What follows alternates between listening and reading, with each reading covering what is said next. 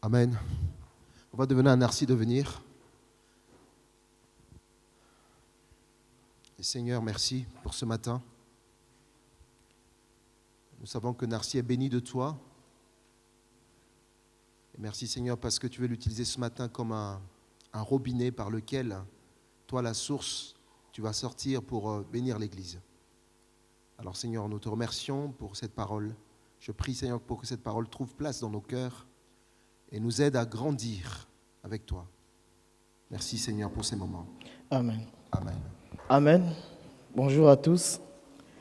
C'est un plaisir de pouvoir me tenir devant vous.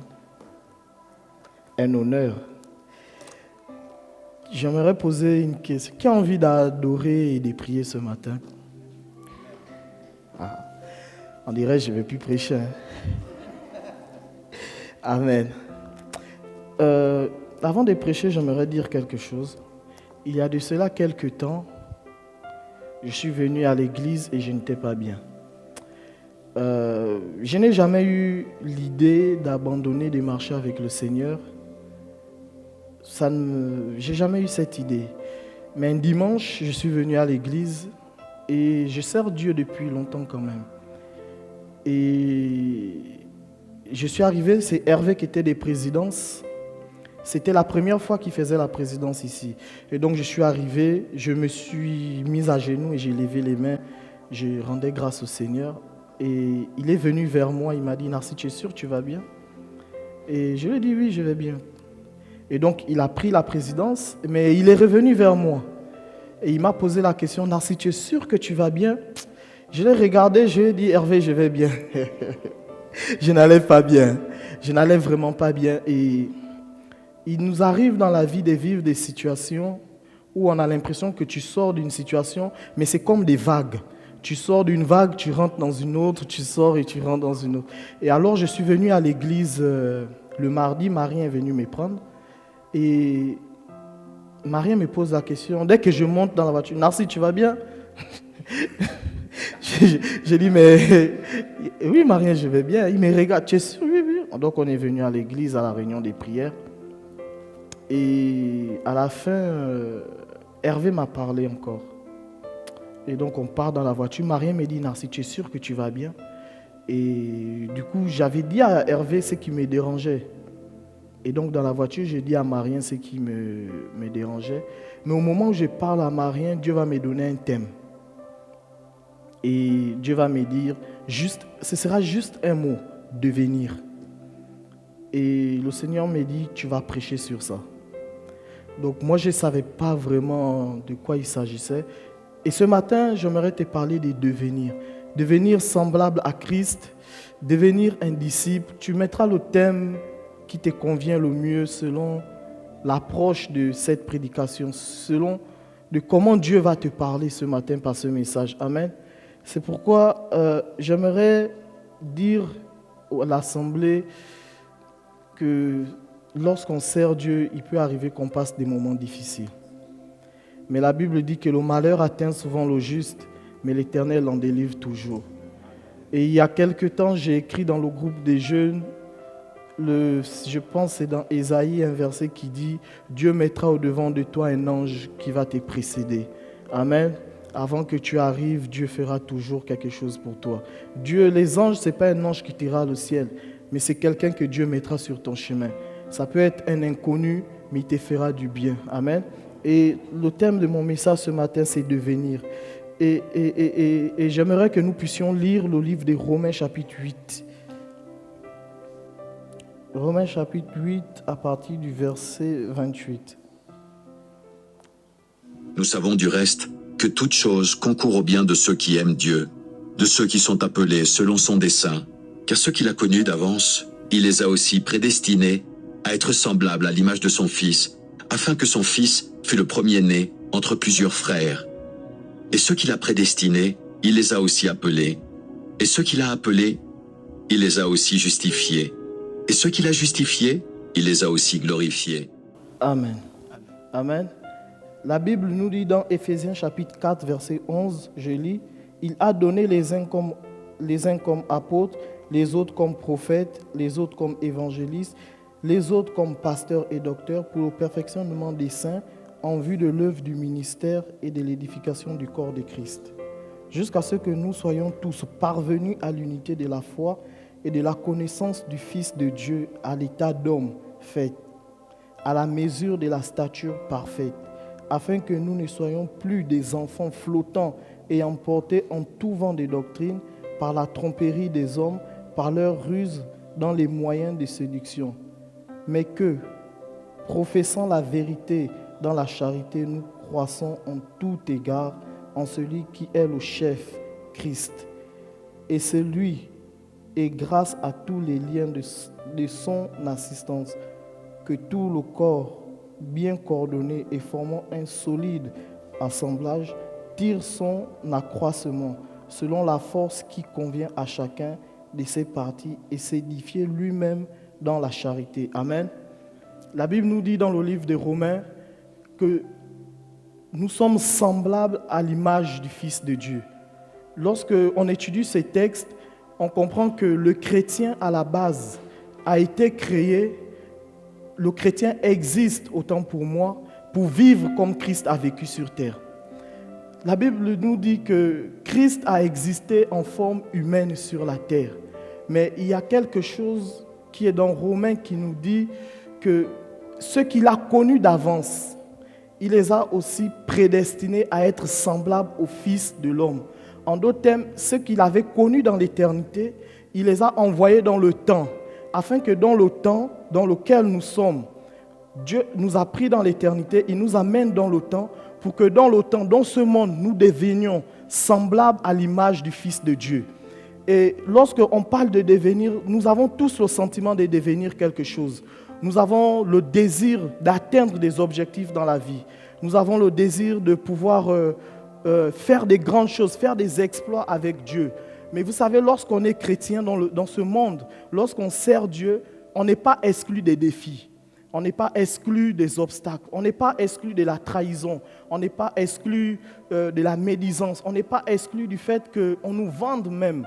Mais lorsqu'on est chrétien, nous sommes conscients que ces choses existent. Mais lorsque nous avons la nature de Christ, conscients que nous sommes en Jésus-Christ, la Bible nous dit que nous sommes capables de surmonter ces choses-là, quel que soit le défi auquel nous pouvons faire face. Mais ce matin, on peut faire face à ces défis, à ces choses, que lorsqu'on est conscient de qui nous sommes. Et ce matin, je te parle de devenir qui tu es à l'origine, de manifester ce pourquoi Dieu t'a appelé à être sur la terre. Dieu ne t'a pas seulement appelé à être un docteur. Dieu ne t'a pas appelé à être un banquier, un avocat. Mais Dieu t'a appelé à être un disciple, à être semblable à lui, afin de marquer une différence dans ce monde, de marquer une différence au milieu de notre génération. Et ce matin, le premier point que j'aimerais te donner, c'est faire naître le neuf en toi. Le neuf ici, c'est ta nature réelle, comment Dieu il te voit. J'aimerais poser des bases en disant que quand Dieu il nous regarde, il ne nous regarde pas nous, moi personnellement en tant que Narcy, mais il regarde Christ dans Narcy. C'est parce qu'il voit Christ au-dedans de moi que Dieu il me connaît. Pourtant, il m'a connu dans l'éternité, mais lorsque je suis dans ce monde, je ne suis pas seulement dans ce monde en tant qu'un simple Narcy, mais je suis dans ce monde en tant que Narcy en Christ. Et c'est ce qui marque la différence entre les chrétiens, entre celui qui sert Dieu et celui qui ne le sert pas. Et le verset que j'aimerais nous donner ce matin, c'est Apocalypse chapitre 21, verset 5. Et je vais lire Ésaïe 4.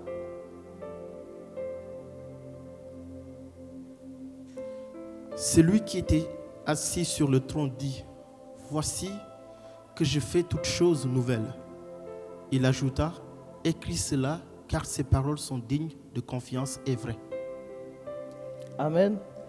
Lorsque nous servons Dieu, Dieu fait toutes choses nouvelles en nous. Lorsque nous étions païens, la Bible nous enseigne dans Jean chapitre 3, la Bible nous parle d'un homme là-bas qui pose la question à Jésus, comment vais-je naître de nouveau? Vais-je retourner dans le sein de ma mère? Jésus dit non, il ne s'agit pas de cette naissance-là. Mais Dieu va lui dire, il s'agit de naître de nouveau, de naître en esprit, de recevoir l'identité de Christ, de Dieu, de devenir quelqu'un de nouveau, une espèce qui n'a pas encore existé, mais qui est censée exister sur la terre.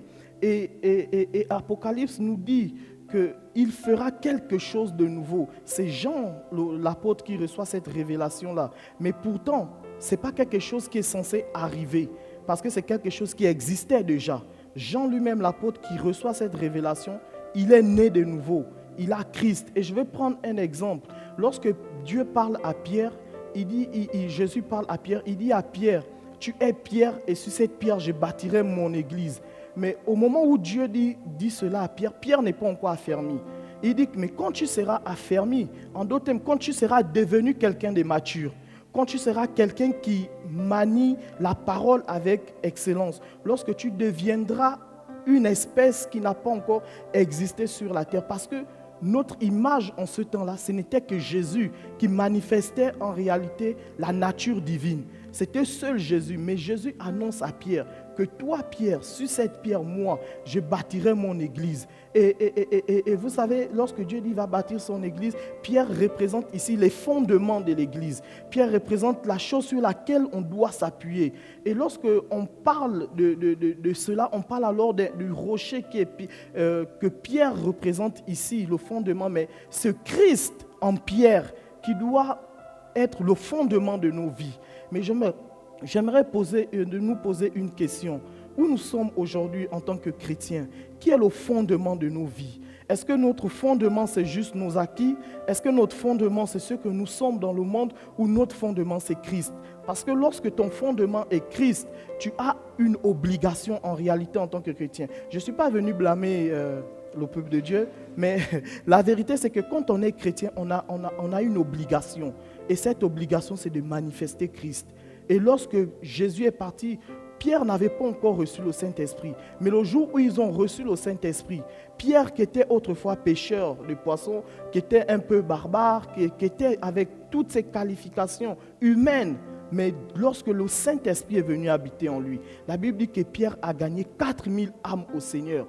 Donc ça veut dire que lorsqu'on est chrétien, devenir, ce n'est pas ce qu'on peut obtenir pour nous d'abord, mais c'est de faire le travail pour lequel nous sommes sur cette terre. Et le travail que nous, en tant que chrétiens, nous devons faire, c'est de prêcher l'évangile aux âmes, c'est d'annoncer Christ aux hommes, c'est de dire aux gens qu'un jour, il y a de cela plusieurs années, un homme, Dieu, est venu sur la terre en forme humaine, a vécu ce que toi et moi on vit. Il a expérimenté la nature humaine. Il n'a pas dit, moi je suis Dieu, je ne vais pas vivre les situations de ce monde. Mais la Bible dit qu'il ne considéra point son égalité à Dieu, mais il a méprisé l'ignominie. Il a marché sur la terre en forme humaine afin de nous montrer que nous, étant en Christ, voici comment nous devons vivre. Nous devons vivre comment? En dominant sur les situations de la vie, en dominant les obstacles, en étant au-dessus. Et que même s'il y a une situation, la situation ne définit pas qui tu es. Ce qui définit qui tu es, c'est Dieu dans ta vie. Et si Dieu il est dans ta vie, alors tu es enfant de Dieu. Ce matin, je suis venu t'encourager à devenir ce que tu as appelé à devenir en Christ Jésus. Nous avons tous, autant que nous sommes, des projets. Nous voulons tous nous réaliser dans la vie. Nous voulons être, nous voulons devenir. Mais que veux-tu? Tu veux devenir pour toi ou pour Dieu? Ce matin, c'est cette question, j'aimerais te la poser. Tu veux devenir pour Dieu ou tu veux devenir juste pour toi? Tu veux accomplir des choses dans la vie parce qu'on doit citer ton nom ou parce que tu veux qu'on cite le nom de Dieu au travers de toi? Est-ce que tu veux faire des exploits pour que le nom de Dieu soit glorifié ou pour que ton nom soit glorifié? Vous savez, on a des amis. Moi, j'ai des amis, j'ai beaucoup d'amis. Et lorsque on est entre amis, on parle souvent de ce que nous avons fait, de ce que nous voulons faire. Et d'autres disent qu'ils veulent être avocats, banquiers, ceci, cela. Et c'est une très belle chose. C'est la preuve que les gens ont de l'ambition. Mais quand tu poseras la question à quelqu'un, les gens parleront toujours de leur vie, 5 minutes du bien de leur vie. Et ils parleront pendant 1 heure de tout le malheur qu'ils ont dans leur vie. Ils parleront, même moi Narcy, je ne m'explique pas, même moi, je peux parler du mal dans ma vie, de ce que je peux traverser pendant 1 heure de temps. Et je parlerai du bien que Dieu m'a fait pendant 5 minutes. Mais pourtant, le mal, ce que les humains, ce que nous en tant qu'humains, on peut appeler mal, n'est pas en réalité un mal pour Dieu. C'est en réalité tout simplement des moyens de formation, des moyens d'épreuve afin d'acquérir une certaine maturité en Christ, de prendre la parole. Et j'arrive à une conclusion. Je me dis qu'un chrétien, quand il échoue et il reste, c'est qu'il n'a pas la parole dans sa vie. Parce que quand tu as la parole de Dieu en toi, quand tu as mis la parole de Dieu, la Bible dit, vous tous le visage découvert, contemplant comme dans un miroir la gloire de notre Seigneur Jésus-Christ. Nous sommes transformés en la même image. Ça veut dire, transformer, ça veut dire on devient quelqu'un d'autre. On devient ce que cette parole dit que nous sommes. Donc, tu es transformé en devenant ce que dit la parole de Dieu. Mais la question est de savoir, au moment où tu vis les choses, au moment où tu sers Dieu, au moment où nous sommes tous ensemble, qu'est-ce que toi tu veux devenir pour Dieu? Qu'est-ce que Dieu t'a dit? Aujourd'hui, je vais nous interpeller. Qu'est-ce que Dieu t'a dit pour toi, pour ta vie? Tu sers Dieu, tu marches. Est-ce que vous savez, au temps où nous sommes là, si je n'avais pas rendu ce témoignage, personne n'allait savoir. Il y a des gens qui viennent à l'église, ils sont brisés. Il y a des gens qui viennent à l'église, ils servent Dieu. Ils viennent, ils chantent, d'autres font la présidence, prêchent, d'autres nettoient, d'autres font l'accueil. Mais ils sont brisés au-dedans d'eux. Il y a des rêves des gens qui ont été arrêtés dans la vie. Il y a des gens qui n'ont plus la capacité d'avancer, d'aller de l'avant. Pourquoi? Ils sont brisés au-dedans d'eux. Et c'est humain, c'est normal. Cette nature humaine, elle est normale. Mais comment arriver au niveau de Christ alors que toi, tu es le corps de Christ? Normalement, tu es censé, quand Dieu te regarde, moi j'ai eu une image en préparant ce message. Et je rigolais parce que je me suis dit, certainement il y a des choses que j'ai fait, Dieu lui-même il appelle les anges quand même. Et il dit, regardez l'enfant là. Il est censé devenir ça, il est censé être ça, mais regardez ce qu'il est, regardez ce qu'il fait. Et vous savez, cette image, moi je rigolais. Parce que la vérité c'est que on ne peut pas continuer à servir Dieu en étant oisif, en venant juste à l'église parce que je veux venir. Parce que j'ai des amis. Parce que Marien va m'appeler. Narcisse, j'étais où? Parce que Paul, Simona vont m'écrire. Narcisse, on ne t'a pas vu. Hein? Non, je dois venir à l'église.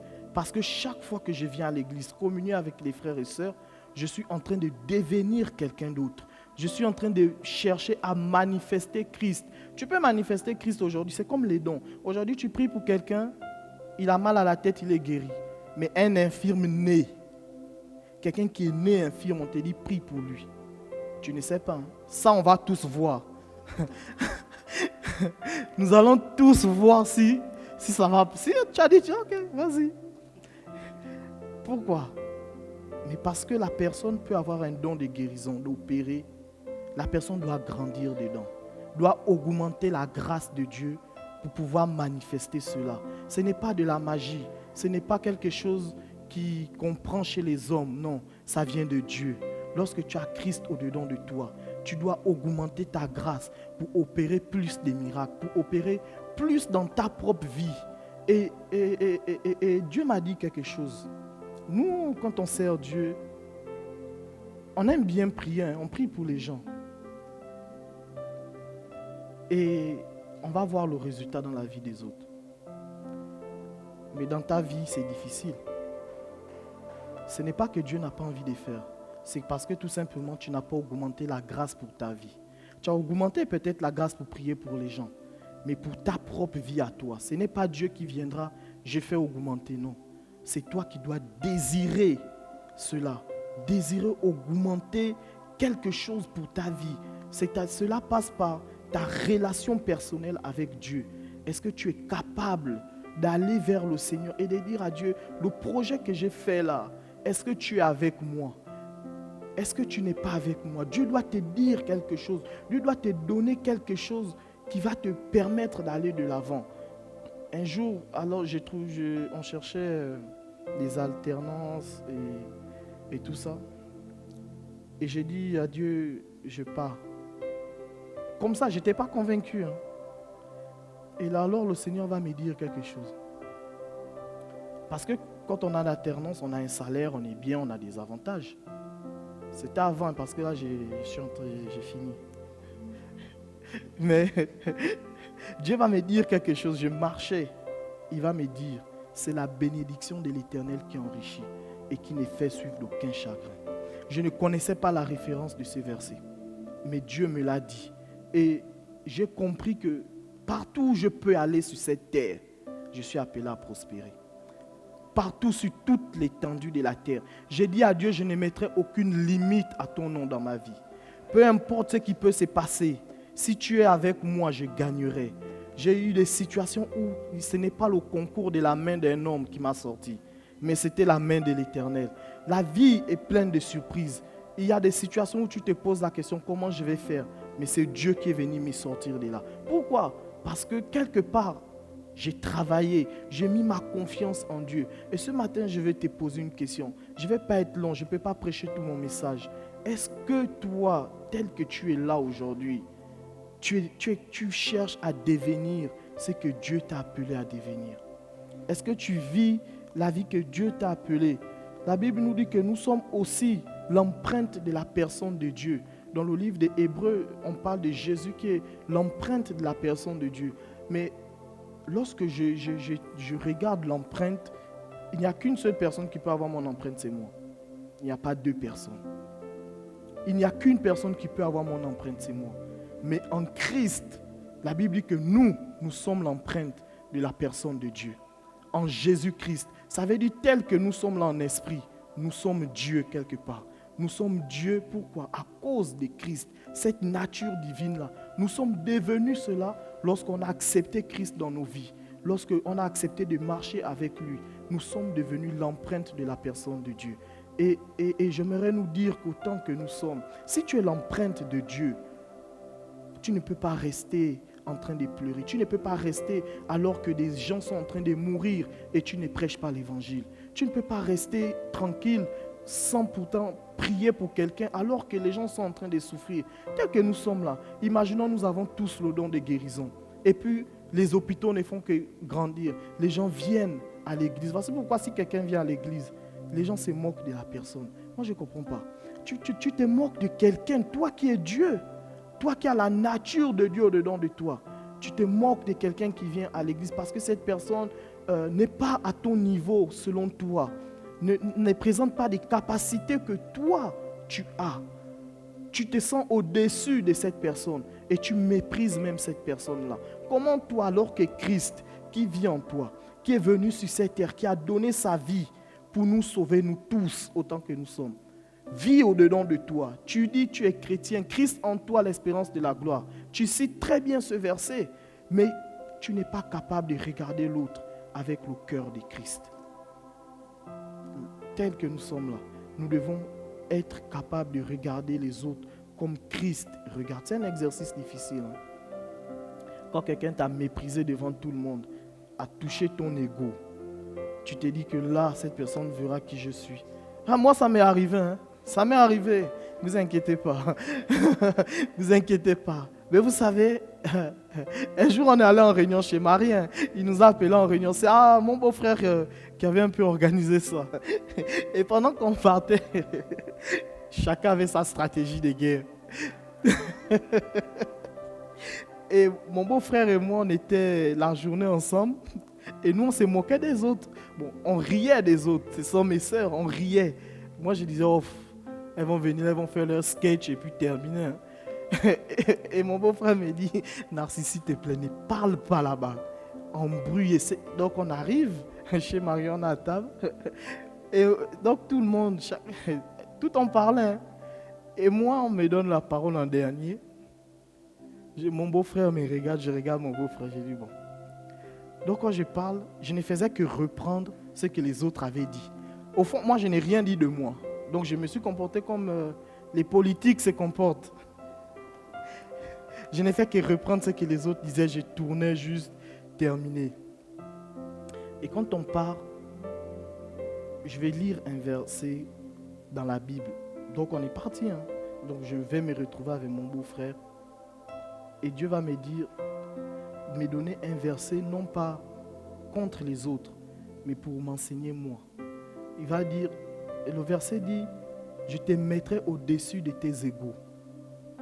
Donc ça veut dire des gens qui peuvent s'élever, mais ce n'était pas contre les personnes qui étaient en face de moi. C'était pour me parler moi. Que tu ne peux pas faire ta justice avec un être humain. Si un être humain a décidé quelque chose, même moi, si j'ai décidé dans ma vie de faire X, il n'y a que Dieu qui peut enlever ça. On peut tous bien parler, mais ça ne touche pas forcément le cœur. Mais lorsque tu annonces l'évangile, lorsque tu parles à quelqu'un de Christ, lorsque tu dis à cette personne, tu montres à cette personne ce que cette personne est censée devenir, cette parole rentre dans son cœur, c'est une sémence. Et cette parole prend sa place et la personne devient maintenant ce que Dieu a dit qu'elle va être. Ça peut prendre du temps. Ça peut prendre du temps dans la vie quand tu pries pour l'autre. Ça peut prendre des années, mais tu continues à prier. Tu persévères. Jésus a marché avec des gens, des docteurs, des gens qui étaient comptables voleurs, qui aimaient l'argent. Il marchait avec plein de personnes. Et ces personnes avaient des caractéristiques différentes. Mais Dieu s'est focalisé sur le but qu'il voulait atteindre dans leur vie. Ce que ces personnes allaient devenir. Personne n'avait présagé que Pierre allait être un grand apôtre. Personne. Mais dans l'éternité, où il avait été formé, Dieu l'avait prédestiné un jour lorsqu'il a été choisi, qu'au-dedans de lui, il y avait un programme. Et ce programme, c'est que tu ne seras plus pêcheur de poissons, mais je ferai de toi un pêcheur d'hommes. Et Pierre, ce Pierre-là, qui pêchait hier les poissons, est devenu un grand orateur, un grand messager. Et aujourd'hui encore, on parle de Pierre. Tel que tu es là, je vais te dire, si tu marches pour Dieu, tu laisseras des traces, on parlera de toi. Si tu marches pour Dieu, pas pour toi, mais pour Dieu, tu laisseras des traces et on parlera de toi.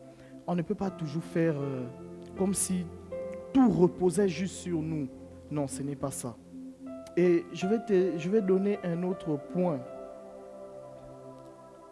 Le plan de Dieu doit en réalité s'accomplir dans notre vie. Le plan de Dieu est appelé à s'accomplir dans notre vie. Et j'aimerais lire Éphésiens chapitre 2, verset 10.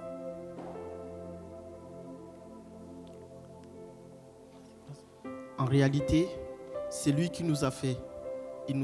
Nous avons été créés en Jésus-Christ pour de bonnes œuvres que Dieu a préparées d'avance afin que nous les pratiquions. Amen. Le livre de Jean chapitre 15 verset 16 nous dit quelque chose. Ce n'est pas vous qui m'avez choisi, mais moi, je vous ai choisi et je vous ai établi afin que vous alliez et que vous portiez du fruit et que votre fruit demeure, afin que ce que vous demanderez au Père en mon nom, il vous l'accorde. Amen. La Bible dit que nous avons été préparés d'avance pour des bonnes œuvres. Donc la nature même du chrétien, c'est de manifester des bonnes œuvres. Donc je comprends. Donc en réalité, si l'orgueil est en toi, ce n'est pas de Dieu que ça vient en tout cas. Donc ça veut dire si quelqu'un dit en tout cas moi je suis comme ça, son comme ça là, c'est lui seul. C'est pas Dieu qui est avec lui dedans. Clairement, la Bible nous dit que nous avons été préparés pour des bonnes œuvres afin que nous les pratiquions. Ça veut dire que le programme même de Dieu pour notre vie, c'est de manifester des bonnes œuvres en tout temps et en toute saison. Devenir, c'est aussi ça. C'est manifester Christ en tout temps. C'est manifester Jésus. Malgré qu'il était accusé, malgré qu'il est sur la croix, entre deux voleurs, un autre voleur dit lui-même, il n'arrive même pas à se sauver. Parfois, tu peux vivre une situation comme tout le monde, comme un païen vit une situation. Mais ça ne change pas qui toi tu es. Ça ne veut pas dire parce que tu t'es disputé avec quelqu'un que tu vas insulter cette personne. Hein. Se disputer ne veut pas dire insulter quelqu'un. On peut ne pas partager le même point de vue. C'est normal. Mais ça ne signifie pas que je dois te mépriser. Mais lorsque tu es chrétien, au-dedans de nous, je nous parle à nous tous. Est-ce que nous vivons, est-ce que nous manifestons ce que nous devons manifester? Je posais la question à Dieu que, mais Seigneur, quelles sont ces bonnes œuvres que nous sommes appelés à manifester? C'est quoi ces œuvres-là? Et vous savez, Christ, regardons juste Christ, comment Jésus a marché sur la terre. La Bible dit qu'il alla de lieu en lieu, faisant du bien et guérissait tous ceux qui étaient sous l'emprise du diable, tous ceux qui étaient sous l'emprise du malin. Il faisait du bien de lieu en lieu. où tu passes, est-ce qu'on te reconnaît comme quelqu'un qui fait du bien aux autres? Est-ce que tu es réputé pour être une personne qui est capable de tirer les autres vers le haut? Est-ce que tu es quelqu'un qui encourage les autres? Est-ce que tu es quelqu'un qui aide, qui veut manifester la nature divine même de Dieu? Il y a plusieurs chrétiens qui viennent à l'église, qui n'ont rien de Dieu en eux. Quand on sort de l'église, la façon qu'ils se comportent, ça ne manifeste pas Christ. Tu te dis, mais cette personne pourtant est déjà devenue une nouvelle créature.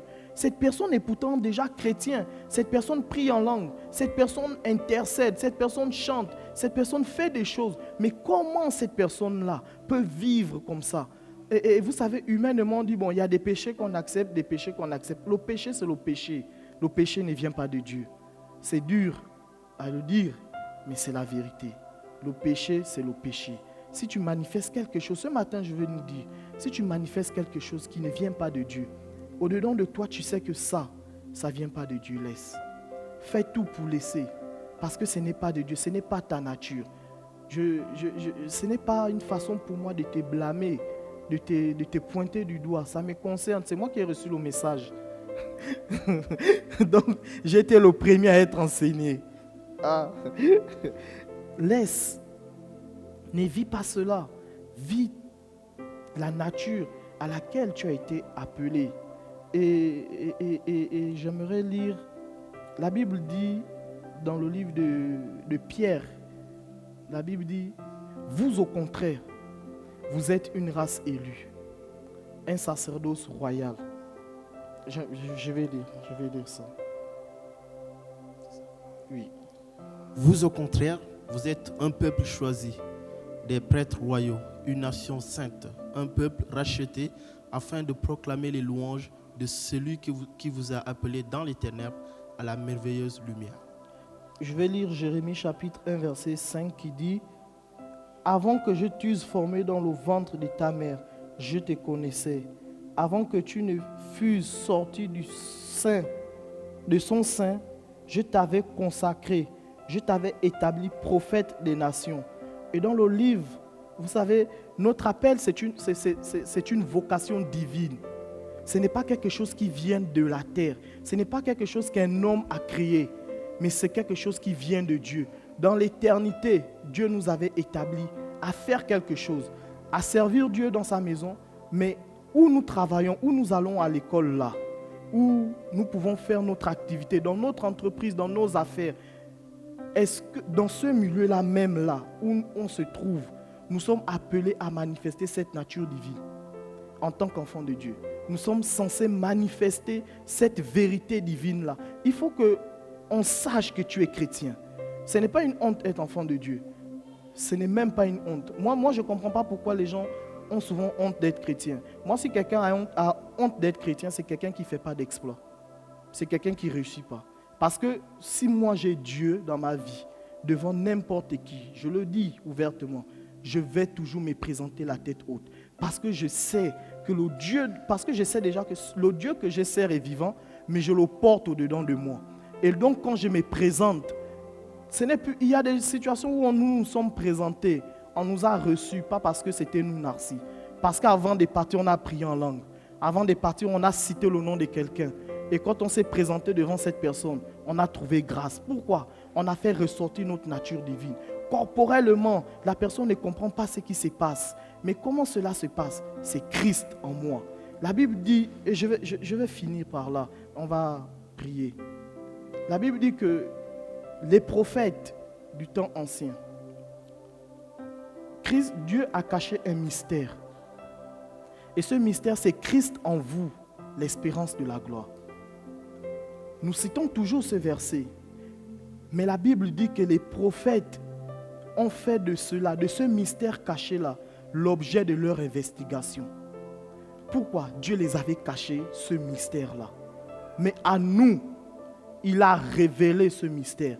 Et quel est ce mystère? Christ en moi, l'espérance de la gloire. Donc Christ en moi, une nouvelle nature. Une nature glorieuse qui vient d'en haut. Voici pourquoi ce n'est pas de l'orgueil dire que en tant que chrétien, je dois réussir. En tant que chrétien, je dois prospérer. Ce n'est pas de l'orgueil. C'est tout simplement ce à quoi je suis appelé divinement en esprit à pouvoir manifester. C'est ma nature en tant que chrétien de manifester cette gloire-là. Donc, si un chrétien dit qu'il doit être glorieux, il n'est pas orgueilleux. Il est en train de déclarer ce pourquoi il a été appelé en tant qu'enfant de Dieu. C'est sa véritable nature. Donc, en tant qu'enfant de Dieu, si Dieu a caché cela aux anciens, mais à nous, il nous a révélé cela. Quelle est alors notre responsabilité en tant que chrétien? C'est de manifester tout simplement Christ. C'est tout simplement ça, notre responsabilité. Manifester Christ. Et si tu manifestes Christ, tu as tout dans la vie. Vous savez, je vais fermer ma Bible, mon cahier.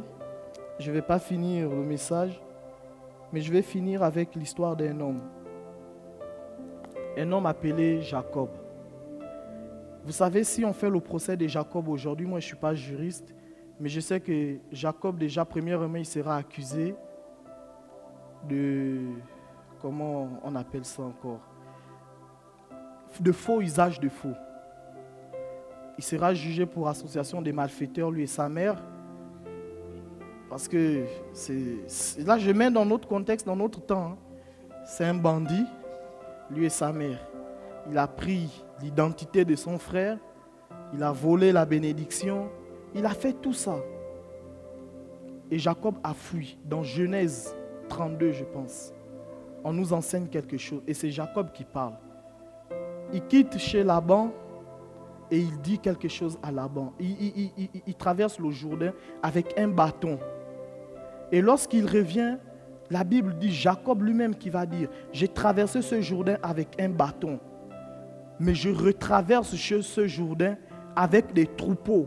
Ça veut dire que malgré qu'il était voleur, Jacob a donc prospéré. Pourquoi? La bénédiction était sur sa vie. Dieu était avec lui. Et ce n'est pas fini cette histoire parce que Jacob va faire quelque chose qui m'a interpellé. Jacob va aller, il va envoyer des serviteurs vers son frère. Son frère vient avec 400 hommes armés pour en finir avec Jacob. Jacob savait que son frère allait finir avec lui. Mais Jacob va faire quelque chose de spectaculaire. Certainement, son frère ne connaissait pas ce secret-là. Jacob va envoyer des biens, de tout ça. Ça ne va pas calmer le cœur du frère. Le frère en train de venir. Jacob va se retirer seul. Et pendant la nuit, Jacob, la Bible dit que Jacob va lutter avec Dieu. Mais curieusement, il y a quelque chose là qui se produit. Jacob va dire, bénis-moi. Et je me suis arrêté là. Je dis, comment quelqu'un qui est béni déjà, il est béni. Mais il va dire à cet ange, bénis-moi. Ça veut dire, et Jacob va faire une prière quand on lit bien Genèse. Il prie, il rappelle à Dieu, il dit, le Dieu de mon père Abraham, de mon père Isaac, le Dieu de mes grâces. Il ne dit pas de ma grâce, il dit de mes grâces. Donc de ce que j'ai déjà acquis, des exploits que j'ai pu obtenir, des choses que j'ai, je suis béni. Mais Jacob, face à ce Dieu-là, va dire, bénis-moi. Jacob savait qu'il était bandit. Jacob savait que malgré tout ce qu'il avait dans la vie, c'était un délinquant.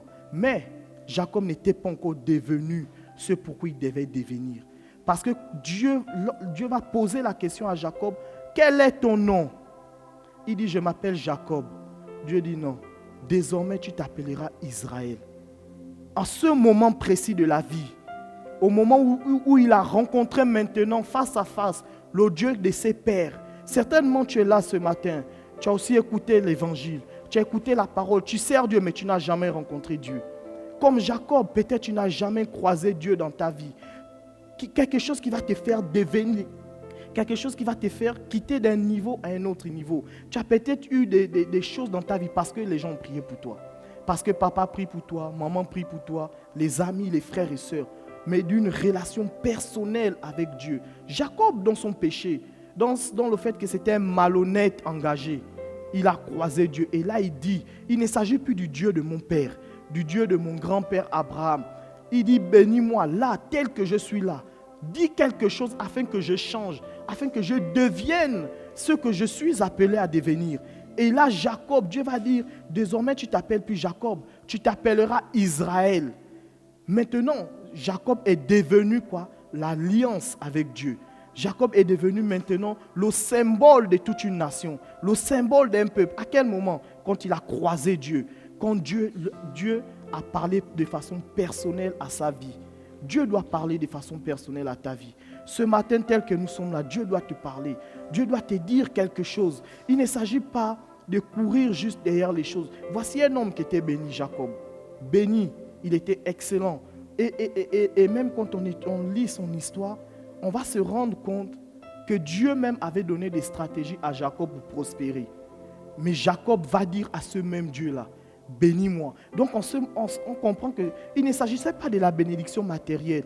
Il fallait qu'il devienne le patriarche qu'il était censé devenir. Et pour ça, il fallait qu'il rencontre Dieu. Et quand il a rencontré Dieu, c'était une lutte. Mon frère Ephraim, viens, s'il te plaît. On ne va pas lutter, viens.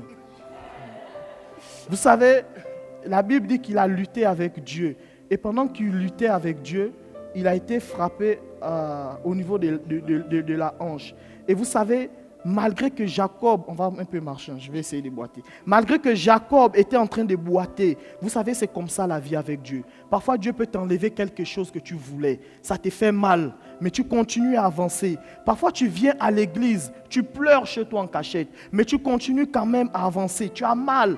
Tu vas au boulot, tu n'as pas de promotion, mais tu sers Dieu. Tu continues à avancer. Pourquoi? Parce qu'à ce moment où tu as mal, Dieu est en train de travailler quelque chose dans ta vie. Et c'est ce pourquoi il travaille que tu dois devenir. Maintenant, tel que tu es là, quelle est ta vision de Dieu? Qu'est-ce que tu dois devenir avec Dieu? Jacob avait mal, mais dans la douleur, il dit à Dieu, je ne te laisse pas si tu ne me bénis pas. Tu ne peux pas arrêter et rester sur un échec. Dieu doit te lever. Tel que tu es là, malgré la douleur, l'Éternel doit te prendre. L'Éternel doit faire monter quelque chose dans ta vie qui va marquer les gens qui sont autour de toi, qui doit impressionner ceux qui ne sont pas chrétiens, de telle sorte que lorsqu'ils vont te regarder, on peut tous prospérer, mais il y a une prospérité qui apporte la paix. Et cette prospérité, elle vient de Dieu. Et ce matin, tu es là. J'ai fini de prêcher. Ce matin, tu es là. Et tu te dis, tu as des défis. Tu as peut-être des choses dans ta vie. Moi, je crois en Dieu. Moi, je crois en la grâce de Dieu. Et je crois qu'on ne m'aurait pas laissé l'opportunité de prêcher si je n'étais pas quelqu'un qui croyait en Dieu. Et ici, nous avons nos responsables d'église. Nous avons nos frères et sœurs. Nous sommes tous le corps de Christ. Ne sors pas ce matin avec ce défi. Pendant que les chants vont prendre place, pendant que nous allons prier, si tu as des défis dans ta vie, quel que soit le défi, je peux t'assurer d'une chose, que le même Dieu qui a divisé la mer Rouge en deux, le même Dieu qui a donné à Sarah un enfant, le même Dieu qui a pris Pierre de là où il était et faire de lui un apôtre, le même Dieu tel que nous sommes là, on a tous des témoignages, mais il est le Dieu qui fera encore aujourd'hui. C'est pourquoi tel que tu es là, tu peux venir devant si tu veux. Si tu as besoin d'une prière, peut-être tu sers Dieu. Et pendant toutes ces années, alors que tu sers Dieu, tu as besoin d'un souffle nouveau. Tu as besoin de te renouveler en Jésus. Tu peux venir devant. On va prier ensemble. Et nous témoignerons de la grandeur de l'Éternel. Amen. Amen. Alléluia.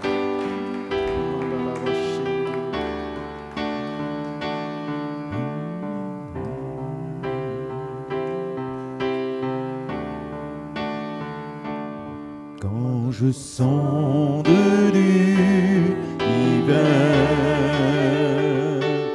les astres que tu as créés, les océans, les mers, me révèlent ta majesté. Seigneur Dieu, parle encore Alors mon aujourd'hui. de s'écrier Parle encore aujourd'hui, Seigneur. de tout mon cœur, je veux chanter. Alors mon âme veut s'écrier de tout mon cœur, je veux chanter. Oh Dieu, tu es infiniment grand, éternel puissant, roi majesté. majestueux. Oh Dieu, tu es infiniment grand, éternel puissant, roi majestueux.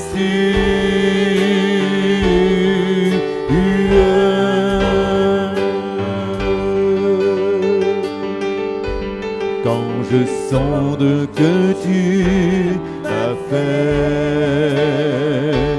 que tu t'es révélé à moi,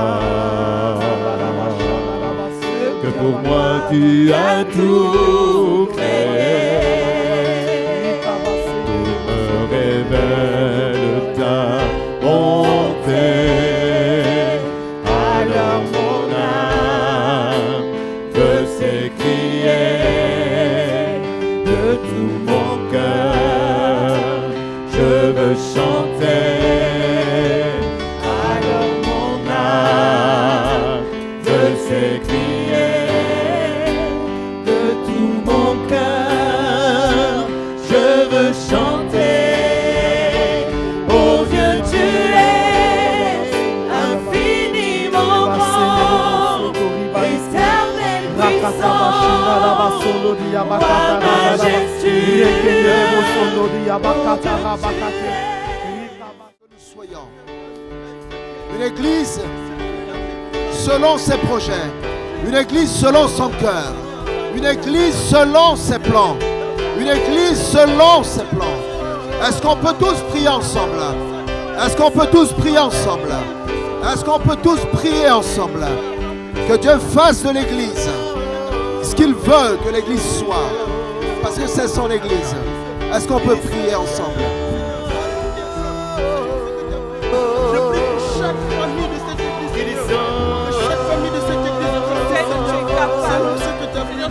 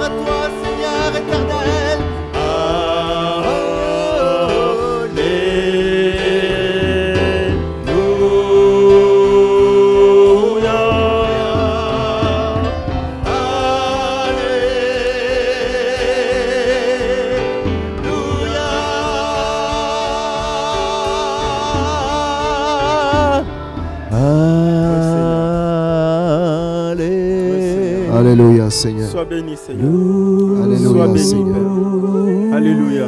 Alléluia, Seigneur. Alléluia. Alléluia, Alléluia. Jésus. Merci, Seigneur. Honneur à toi, Seigneur. Alléluia. Honneur et gloire à toi. Père. Amen. Alléluia. Est-ce qu'on peut tous acclamer le Seigneur Amen, pour sa alléluia. grâce et son amour? Alléluia.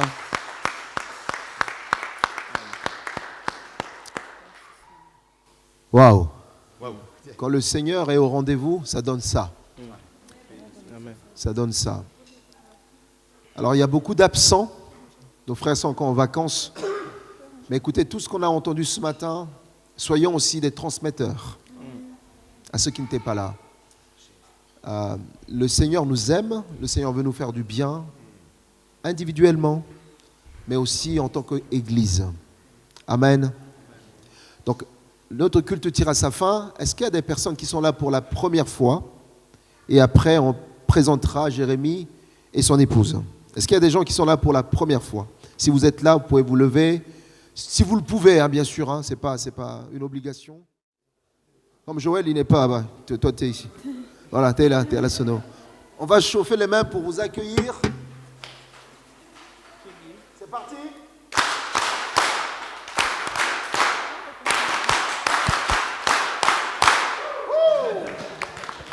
Bon, je vais demander à Jérémie et son épouse de venir. Paul, tu veux venir? Tu veux présenter, Jérémie? Et après, si vous avez quelque chose à dire aussi, vous pouvez. Hein. Donc en fait, Jérémie, il est notre premier stagiaire. Donc en fait, qu'est-ce que ça veut dire stagiaire? Donc nous, on a dans notre famille d'église, on peut choisir de faire une école biblique. Et dans cette année-là, on peut faire une année sabbatique où on part et on travaille pour une église. Et donc, on se croisait en chemin. Et puis, il a pu couper son année pour qu'il vienne chez nous pendant 3 mois. Et donc, il est descendu de Paris pendant 3 mois. Et si vous vous rappelez, donc, il a démarré le groupe de jeunes avec Narcy, Ephraim. Et à l'époque, c'était Arnold aussi. Et donc, il est revenu avec son épouse. Hein, parce qu'ils se mariaient entre-temps. Et donc, on a pu monter pour le mariage aussi, c'était génial. Et on a gardé le contact. Et grâce à lui aussi, c'est grâce à lui aussi qu'on a pu envoyer Teddy en Mongolie. Parce qu'il m'a fait les connexions. Donc, c'est très important, les connexions. On peut toucher les gens même au bout du monde, juste avec les connexions. Donc, merci beaucoup. Et merci pour les mois que tu as passés chez nous. Et on en voit les fruits. Hein. Et je pense que tu veux dire quelque chose ou... Oui, bonjour. Bonjour à tous. En tout cas, on est très ravis avec ma femme. Je dis ma femme parce qu'à l'époque, on était dans l'autre salle et c'était ma fiancée. Donc là, je vais dire avec ma femme. Donc on est très ravis d'être là, ça fait du bien de voir aussi la croissance, de comment ça se développe aussi. Et on est très heureux, on est très bénis, c'est très ressourçant, ça nous fait du bien. Donc nous on est en région parisienne, hein, dans un centre quasiment de Paris, dans 78. Donc voilà, on est vraiment très ravis et voir de cette belle communauté aussi se développer. Et vraiment, on est avec joie, on pense à vous aussi dans nos prières souvent, à Paul, Simona, avec Marien, Priscille aussi. Et vraiment, que Dieu continue à vous bénir. Et nous, on avait un petit verset, j'avais reçu, j'avais prié, c'était dans Ésaïe 60, versets 1 et 2, qui dit « Lève-toi et brille, car ta lumière arrive ». Et ça rejoint aussi un peu le message de Narcy sur le fait de devenir et de cette lumière pour la ville. Donc vraiment, que vous continuez dans cette dynamique-là à luire et être un phare pour la ville et les âmes vont venir et vont être attirées. Donc voilà, en tout cas, merci pour votre accueil, merci pour le message, merci pour votre amour, votre chaleur, ça se sent, on transpire l'amour, ça se sent. Donc vraiment, merci beaucoup.